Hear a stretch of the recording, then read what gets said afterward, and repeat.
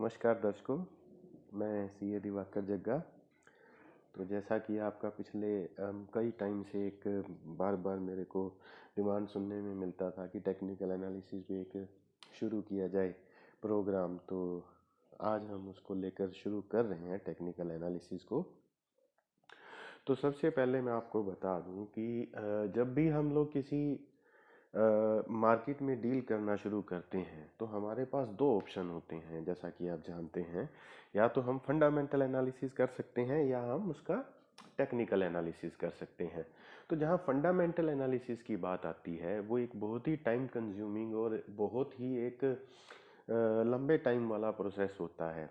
इसमें आपको for example अगर हम शेयर मार्केट की बात करें, स्टॉक मार्केट की बात करें, तो उसमें बहुत सारी चीज़ों के बारे में आपको जानकारी लेना पड़ता है, जैसे कि उसका प्राइस अर्निंग रेशो क्या है, उसका डेट लेवल क्या है, उसका जो मार्केट कैपिटलाइजेशन क्या है, वो किस इंडस्ट्री में काम कर रहा है, उस इंडस्ट्री का फ्यूचर क्या है। तो ऑल एंड ऑल जब आप देखते हो तो आपको बहुत कुछ उसमें स्टडी करना पड़ता है और उसके लिए बहुत सारा टाइम और बहुत सारा जो है नॉलेज की ज़रूरत पड़ती है। जो कि मेरा ये मानना है कि जो ये बड़े बड़े फंड हाउस और ये म्यूचुअल फंड होते हैं, ये लोग प्रोफेशनल्स को हायर करके इस तरह काम को ज़्यादा बेटर तरीके से कर सकते हैं। दूसरा जो पार्ट आता है वो है टेक्निकल एनालिसिस। तो अब एक टेक्निकल एनालिसिस जो बनाया गया वो इस बेसिस पे बनाया गया कि आपको जो बड़ा पैसा है या जो एक एक एक, एक सब लोगों की सोच है, जिसे हम कहेंगे जो सब लोग मिलके क्या सोच रहे हैं, जो क्यूमुलेटिव थिंकिंग क्या कह रही है। अगर सब लोग जो लोग मार्केट में डील कर रहे हैं उनमें से मेजोरिटी बाय कर रहे हैं तो इसका मतलब उस एसेट का प्राइस ऊपर जाने के चांसेस हैं।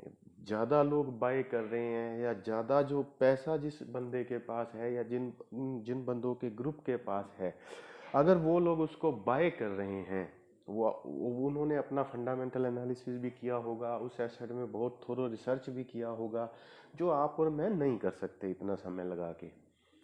तो हम क्या करते हैं, हम उस पैटर्न को फॉलो करना शुरू कर देते हैं कि अगर इस एसेट में बाइंग आ रहा है और बहुत अच्छा खासा बाइंग आ रहा है, तो इसका मतलब क्या हम मानेंगे कि कोई बड़ा फंड हाउस है या कुछ बड़े फंड हाउस हैं या एक बड़ा ग्रुप है या कुछ बड़े ग्रुप मिलकर उस एसेट में बाइंग कर रहे हैं और उसको जो है उसको ऊपर उठाने की कोशिश कर रहे हैं, उस एसेट को ऊपर उठाएंगे ये लोग।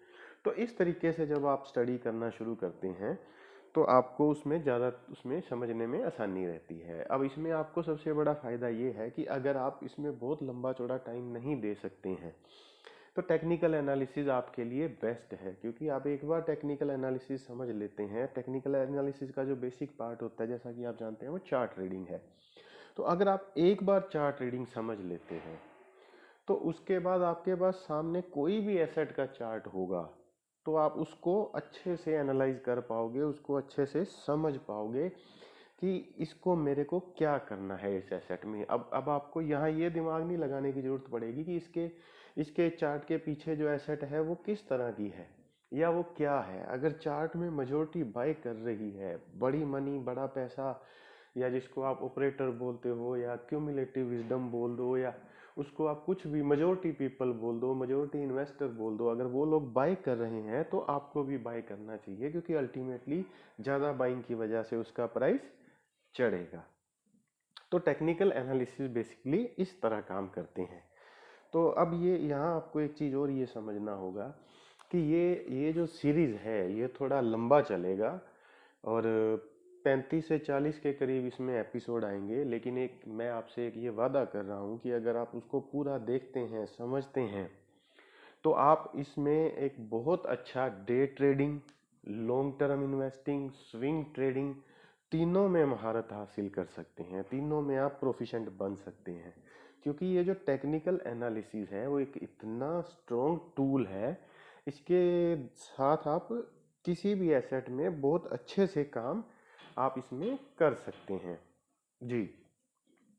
तो अब हम इसको क्या करेंगे कि ये जो हमारा प्ले लिस्ट बनेगा उसको हम 3 पार्ट में बनाएंगे। पहला बनेगा technical analysis bullish patterns, technical analysis bearish patterns and technical analysis neutral patterns. Bullish means जो जो पैटर्न ये इंडिकेट कर रहा है कि मार्केट अब स्ट्रोंग होने वाली है या स्ट्रोंग है या स्ट्रोंग होगी आगे जाके। बेरिश मींस मार्केट बेरिश है, होगी या होने वाली है। और न्यूट्रल मींस कि यहाँ पे मार्केट न्यूट्रल है, ना बुल्स ज़्यादा हैवी है हावी है, ना बेयर्स ज़्यादा हावी हैं। तो इस तरह हम इसको 3 पार्ट में डिवाइड करके करेंगे। सबसे पहला जो आज का हमारा चैप्टर है, जैसा कि आप स्क्रीन पे देख पा रहे हैं, किसी भी चार्ट जो रीडिंग में सबसे जो बेसिक चीज़ होती है वो होती है उसकी कैंडल। अब जो कैंडल आप 15 मिनट की भी देख सकते हो, 1 घंटे की भी देख सकते हो, 1 दिन की भी देख सकते हो, 1 हफ्ते की भी देख सकते हो।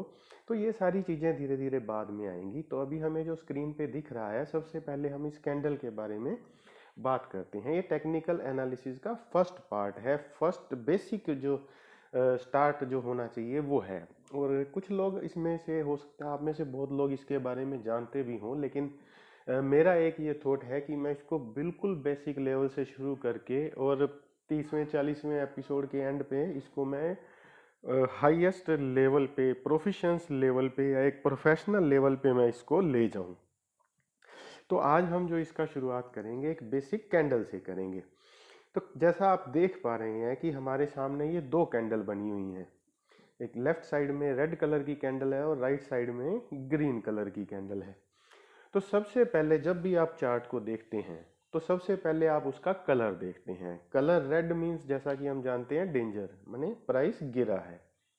कलर ग्रीन मींस एक जो गो का साइन होता है या एक अच्छी चीज का साइन होता है, जिसका मतलब है कि प्राइस चढ़ा है। तो जैसे ही आपको कैंडल को देखते हैं उसके कलर से आपको समझ आ जाएगा कि इसमें प्राइस गिरा है या इसमें प्राइस चढ़ा है।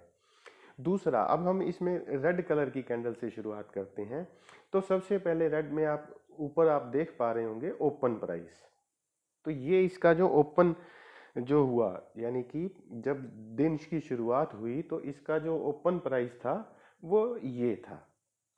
उसके बाद ये आप उसके ऊपर की तरफ देखेंगे तो एक ये जो आपको विक बनी नजर आ रही है, एक ओपन के ऊपर जो डंडी नजर आ रही है, उसको हम विक बोलते हैं।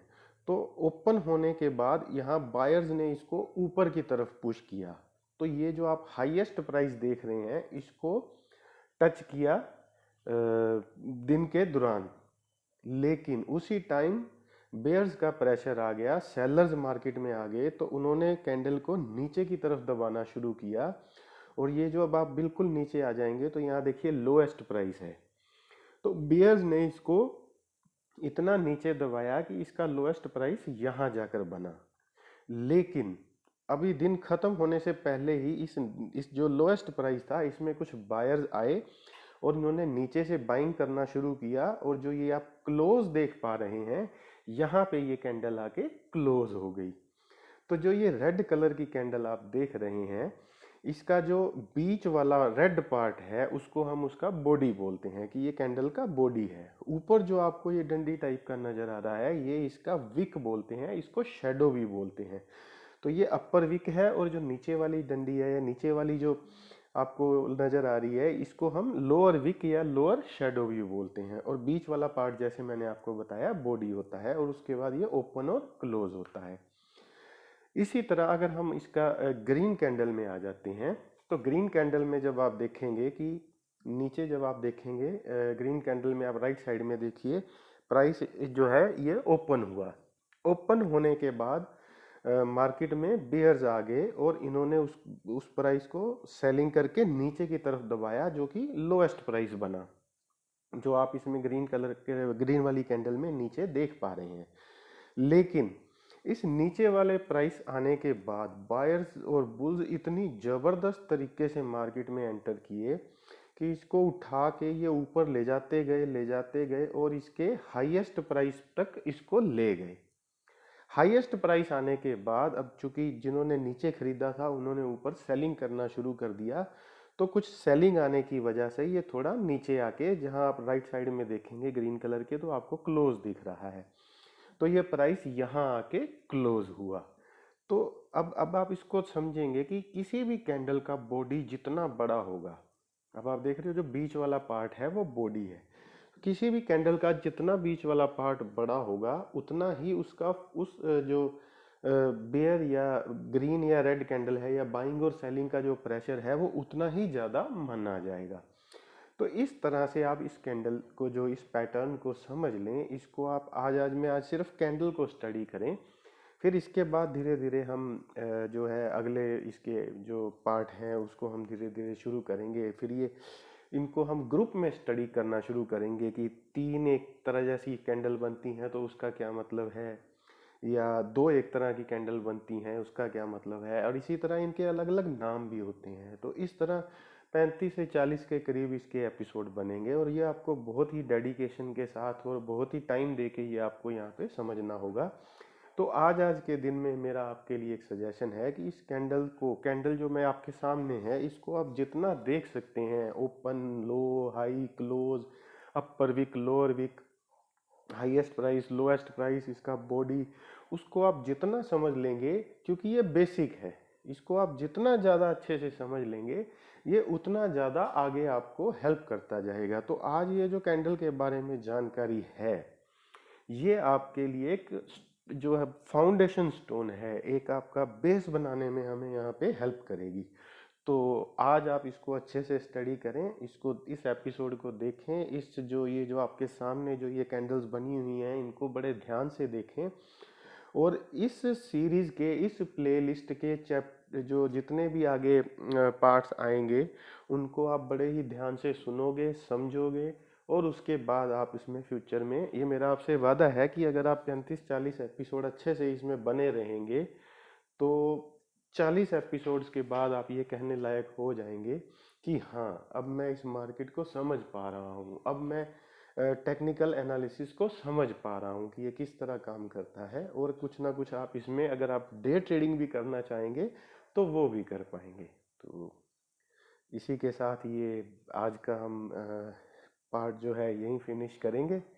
तो अपना ध्यान रखें, अपनी सेहत का भी ध्यान रखें। तो धन्यवाद, नमस्कार, फिर मिलते हैं।